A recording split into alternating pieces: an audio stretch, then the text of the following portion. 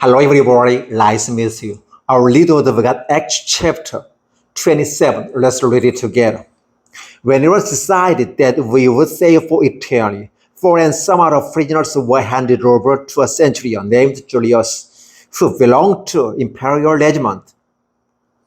We boarded a ship from Adramyttium about to sail for first along the coast of the province of Asia, and we put out to sea. Aristarchus, a Macedonian from Thessalonica, was with us.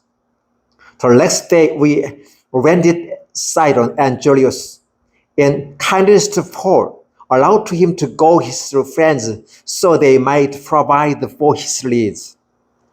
From there we put out to sea again and faced to the right of Cyprus because the winds were against us. When we had sailed across the open sea over the coast of Cilicia and Pamphylia, we landed at Myra in Lycia. There the centurion found the Alexandrian ship sailing for Italy and put us on board.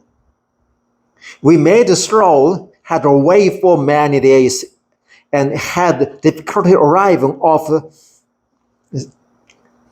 Leaders when the wind did not allow us to hold our course. We sailed to the lee of Crete, opposite Salmon. We moved along the coast with difficulty and came to a place called Fair Havens, near the town of Lazio. Much time had been lost, and sailing had already become dangerous because by now it was after the fast, so Paul warned them. Man, I can see that our voyage is going to be distressed and bring great loss to ship and cargo, and to our own lives also. But the centurion, instead of listening to what Paul said, followed the advice of the pilot and of the owner of the ship. Since the harbor was unsuitable to winter in, the majority decided that we should sail on, hoping to reach Phoenix and winter there. This was a harbor in Crete, facing both southwest and northwest. When a gentle south wind began to blow, they thought they had obtained what they wanted, so they weighed anchor and sailed along the shore of Crete. People very long a wind of hurricane force called the northeaster swept down from the island.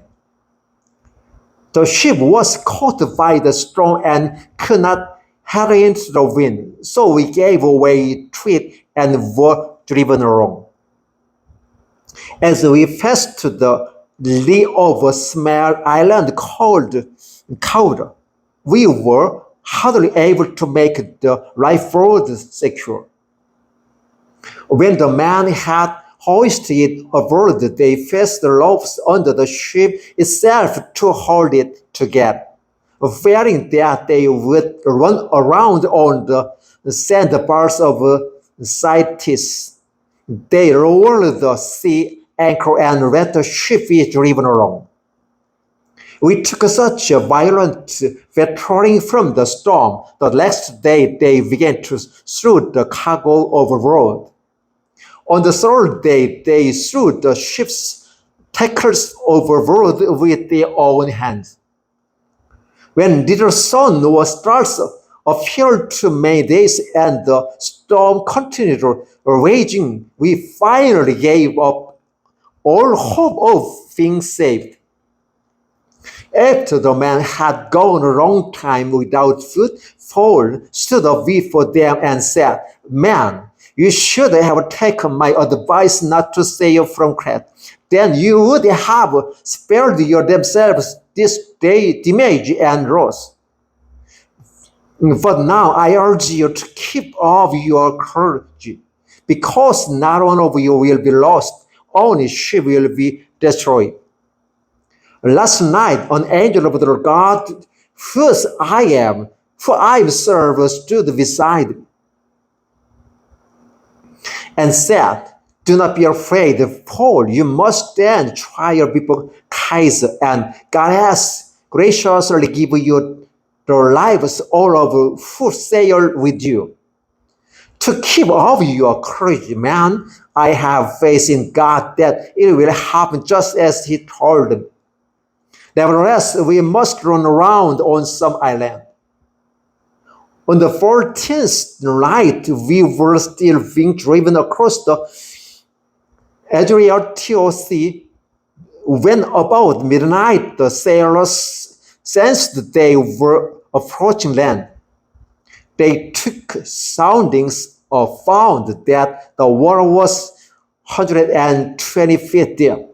A short time later, they took some sounding again and found it was 90 feet deep.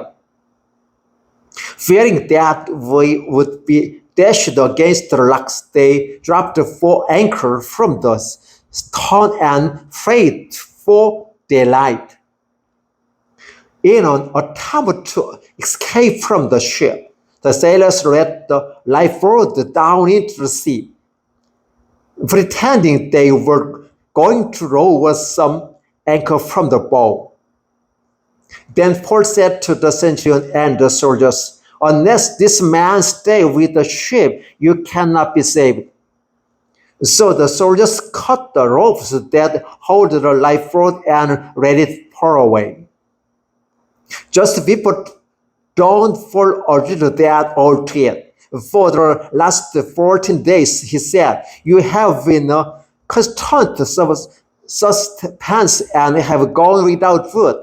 You haven't eaten anything. Now I urge you to take some food. You need it to survive. Not one of you will be lost a single hair from his head. After he said this, he took some bread and gave thanks to God in front of them all. Then he broke it and began to eat. They were all encouraged and ate some food themselves. Altogether, there were 276 words on board. When they have eaten as much as they wanted, they rightened the ship by throwing the grain into the sea. When daylight came, they did not recognize the land, but they saw a bay with the sandy beach, where they decided to run to the ship around over their crowd. Cutting loose the anchors, they left them in the sea, and at the same time untied the ropes that hold the lovers. Then they hoisted the foresail to the wind and made for the beach. But the ship struck a sandbar and ran around. The bow struck fast and would not move, and the storm was brought to the face by the pounding of the surf. The soldiers fled to kill the prisoners to prevent any of them from swimming away and escaping. But the centurion wanted to spare Paul's life and kept them from carrying out their plan. He ordered those who could swim to jump overboard first and get ran. The rest were to get their own flanks or on pieces of the ship. In this way, everyone reached land in safety. Acts chapter 27, verses 1 through 44. Thank you.